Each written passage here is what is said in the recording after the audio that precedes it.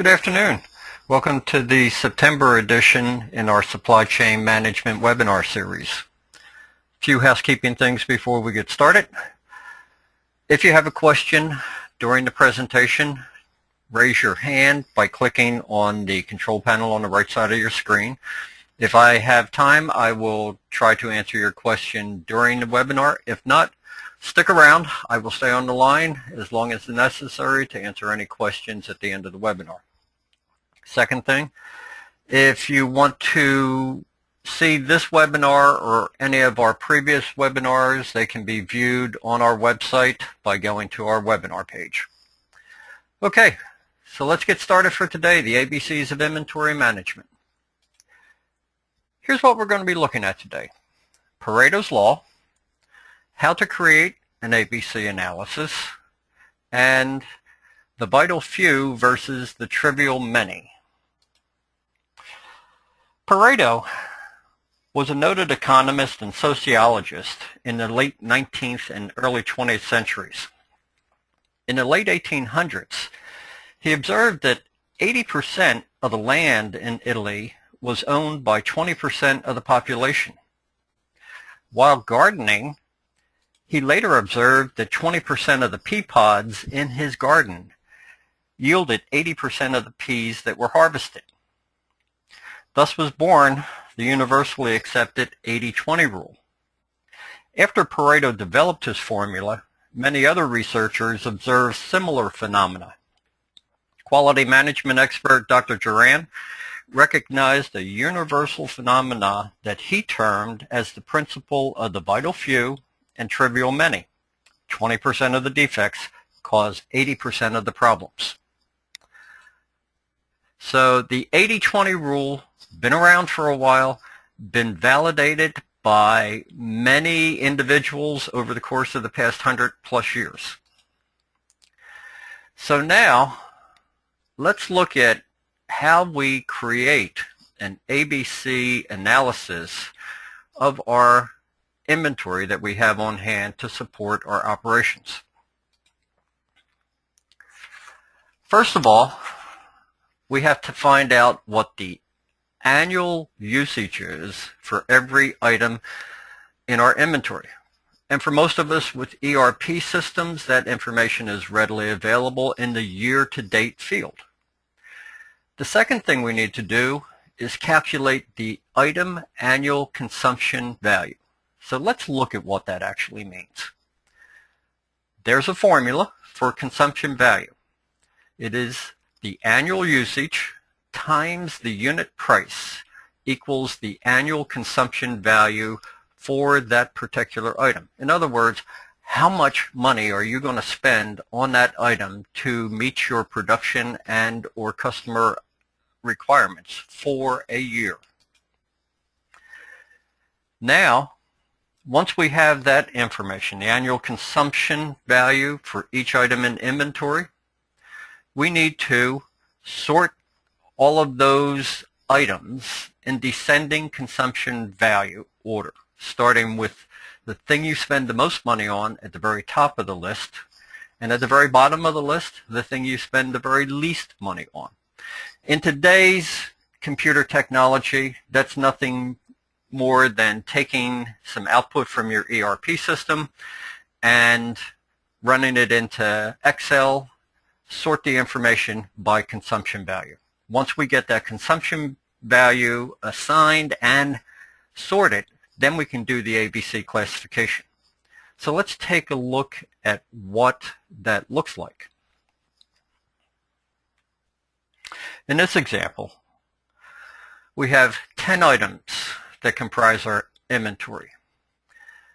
Over the course of a year, we will spend $38,250 on inventory to meet our production and our customer requirements.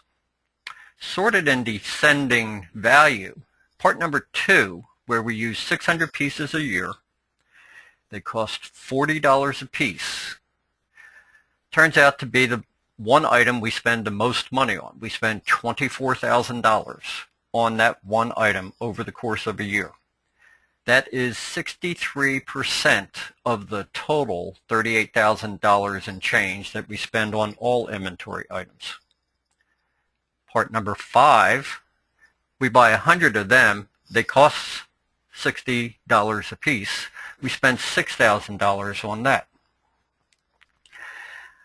Those two items, 2 and 5, comprise 78% of the total money that we're going to spend on inventory during the course of this 1-year period of time.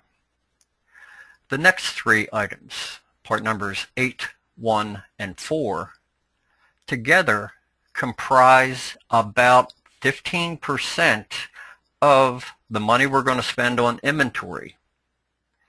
And below them, items 10, 3, 9, 6, and 7, half of the items comprise only 5% of what we're going to spend in inventory over the course of this year. So this is what the ABC analysis looks like. And again, to recap it, you take the part number, how much you use in the year, times the unit price. That gives you your annual consumption dollars for that item. And then you just sort all the items in your inventory database by that annual consumption dollar amount in descending order. Now, back to Pareto. 20% of the items, that would be item 2 and 5, account for 80% of the money we spend.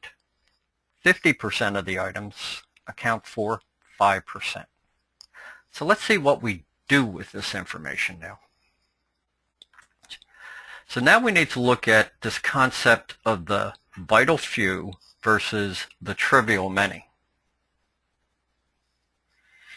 From our spreadsheet that we saw just a second ago, the C items, the 50% of the inventory items that account for 5% of what we spend over the course of a year, we have to find a way to put them on what I like to call autopilot. We don't want to spend any more time than needed to figure out when to buy them, how much to buy. So I'm going to put you all to work now for a minute. What I want you to do on this quick poll, these are 5 methods to put C items on autopilot. You only get one choice here. I want you to choose what you think is the best way to put an item on autopilot. Is it a 2-bin system, min-max system, vendor managed inventory, reorder point system, or when it's time to reorder, buy a year or more supply? So take about 30 seconds, make your choice, and then we'll see what everybody has to say.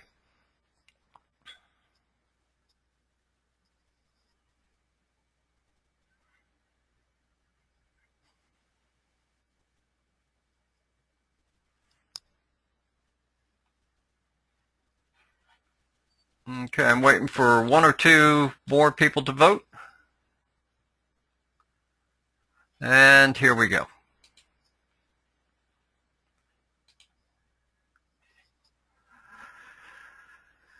Pretty even distribution. No one picked buy a year's worth of supply. Okay, I can go along with that. But the other ones are pretty evenly distributed. 20 or 30% said 2-bin, min-max, vendor managed, or reorder point.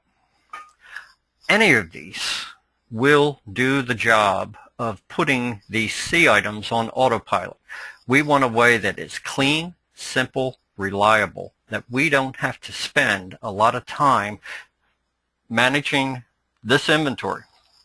We need to take the time that we spend here and apply it someplace else.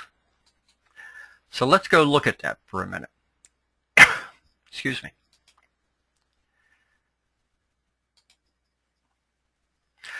The time we save managing those 50% of our inventory items, the C items, we need to take and apply it to the items that get us the most bang for the buck. And these are the A items. What we're trying to accomplish here with the A items is we want them under extremely tight control and we want to minimize the amount of inventory we have of each one of them to keep it as small as possible so that we only have a small amount of inventory on hand at any one time, so that our inventory carrying cost, the cost to carry this inventory, is as small as possible. So I'm going to put you back to work again here. Next poll. In this one, I've given you 5 ways to reduce the quantity of A items you have on hand. Buy in smaller quantities and more frequently. Implement just-in-time. Implement vendor-owned inventory. Negotiate pricing reductions with vendors, or seek lower cost alternatives. Again, you only get to pick one. If you start voting now, I'm going to close the poll in about 30 seconds.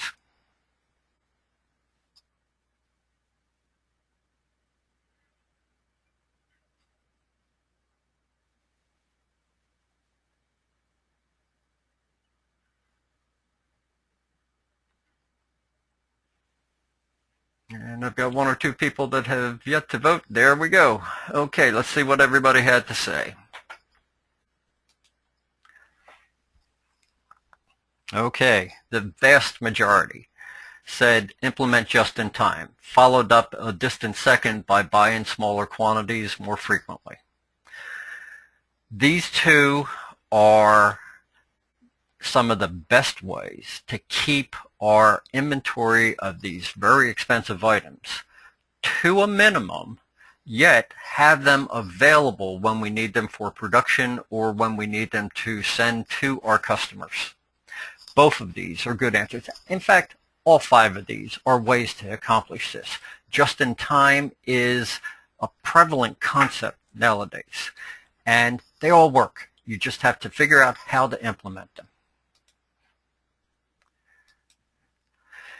And last but not least, we have those B items, the ones that are 15% of the dollars we spend on inventory. We don't want to put them on autopilot like we have the C items, because the B items have a substantial amount of money attached to them. But we want to be wary of trying to manage the B items as tightly as we do the C items. So what we do here is we do some moderate control. This is where we might use MRP or some other way to keep track of them so that we get an automatic, hey, we need to take a look at this.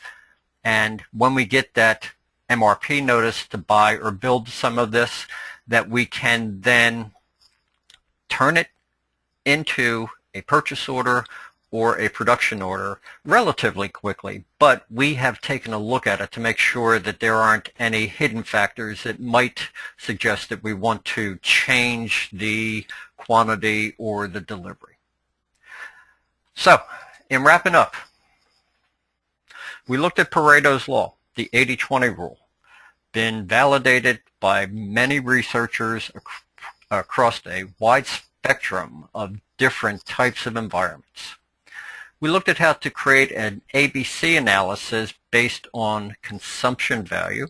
And one thing I want to point out there, we only did the ABC analysis of inventory based on consumption value.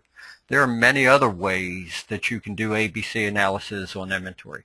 You can do it based on criticality of component, no matter what it costs if you run out of it. You could do it on how long it takes to get resupplied if you run out of that inventory. You can do an ABC analysis of your inventory based on quality problems. We just presented the cost one because that's what we're trying to focus on today.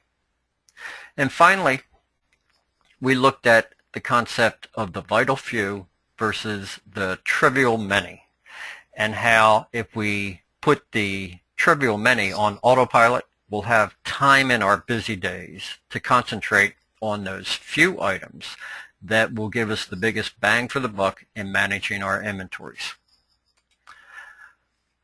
Okay, well that's it for the ABCs of inventory management.